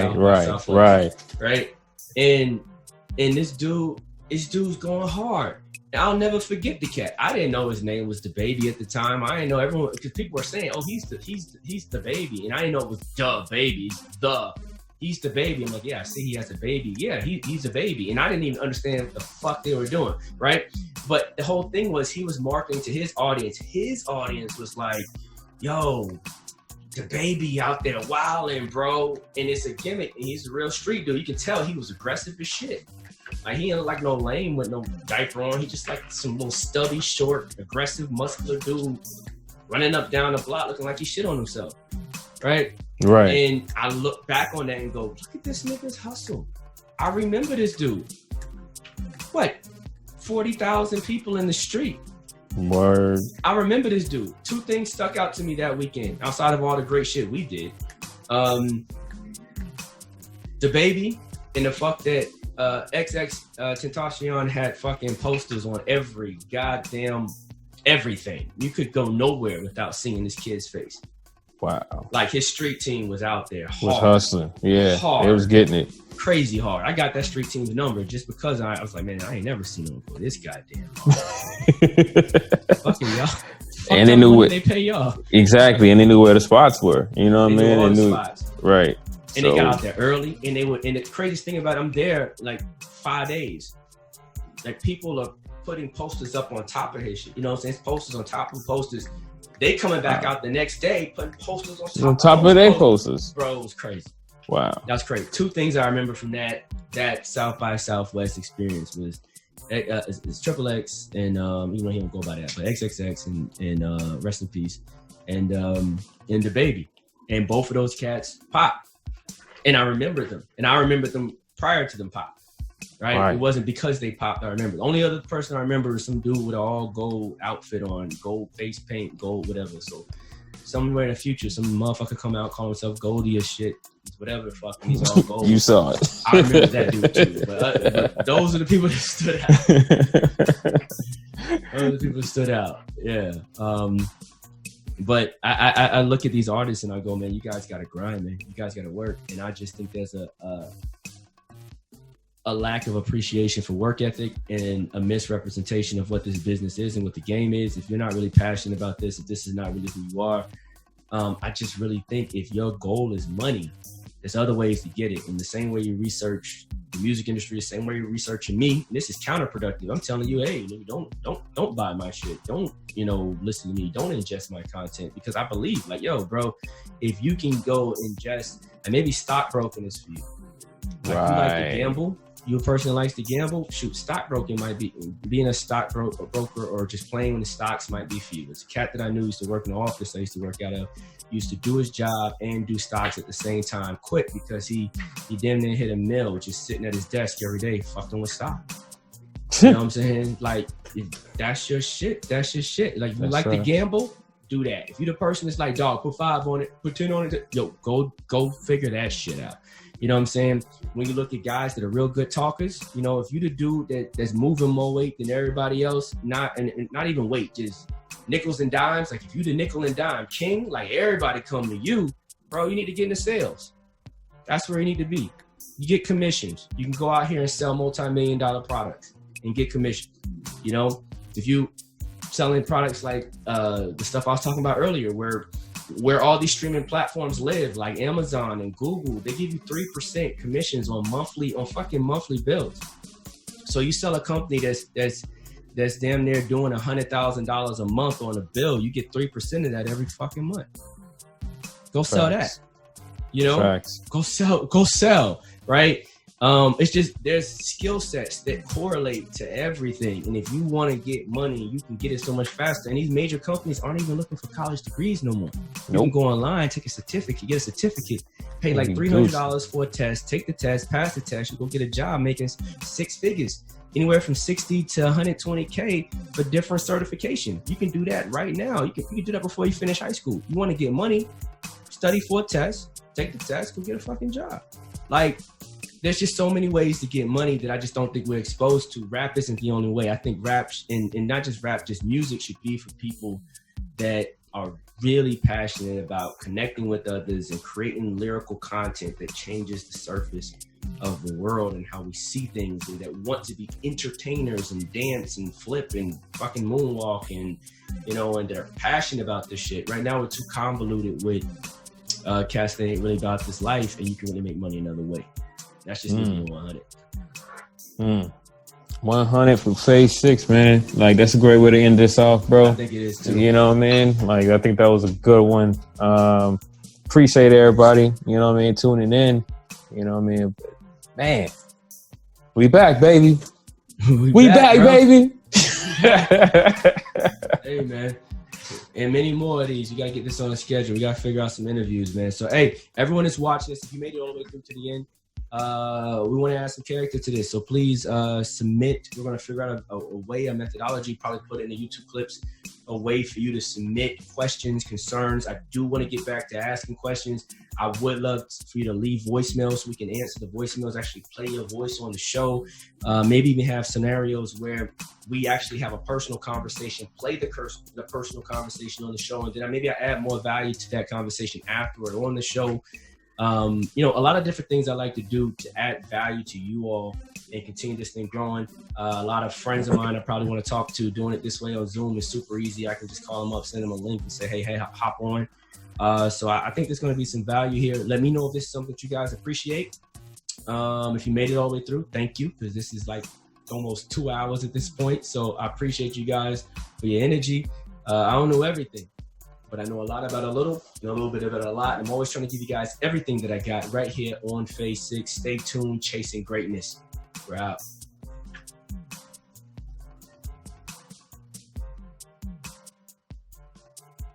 Learn to transform your life and build your own empire.